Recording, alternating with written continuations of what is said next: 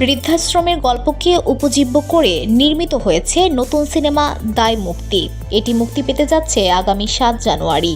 সরকারি অনুদানপ্রাপ্ত সিনেমাটিতে গুরুত্বপূর্ণ চরিত্রে অভিনয় করেছেন কিংবদন্তি অভিনেতা আবুল হায়াত, যেখানে ভিন্ন লুকে ধরা দেবেন ৮২ বছর বয়সী এই অভিনেতা।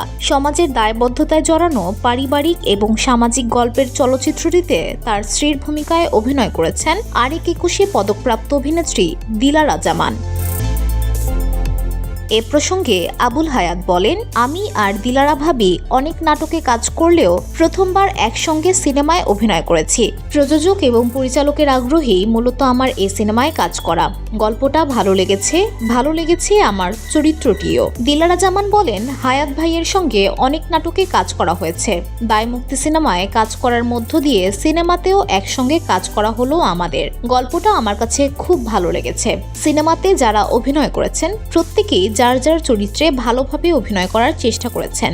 আমি আশাবাদী দায় মুক্তি নিয়ে। বাকিটা আসলে দর্শকের আগ্রহের উপর নির্ভর করছে। দায় মুক্তি সিনেমাটি পরিচালনা করেছেন অসংখ্য সুপারহিট সিনেমার পরিচালক বদিউল আলম খোকন। তিনি বলেন, জন্মদাতা বাবা মার প্রতি আমাদের আচরণ কেমন হওয়া উচিত আর সন্তান হিসেবে মা বাবার প্রতি আমাদের দায়িত্বটা কি, তার একটা সুন্দর গল্প এই সিনেমাতে তুলে ধরা হয়েছে।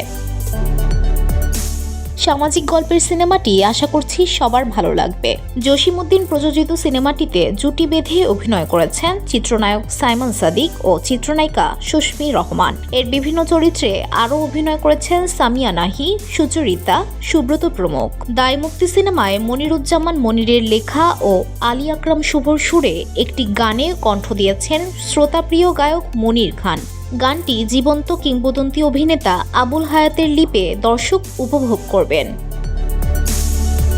প্রসঙ্গত ২০১৭ সালে সরকারি অনুদান পায় দায় মুক্তি সিনেমাটি। এরপর দেশের বিভিন্ন লোকেশনে দৃশ্য ধারণের কাজ হয়। VOD Bangla news desk.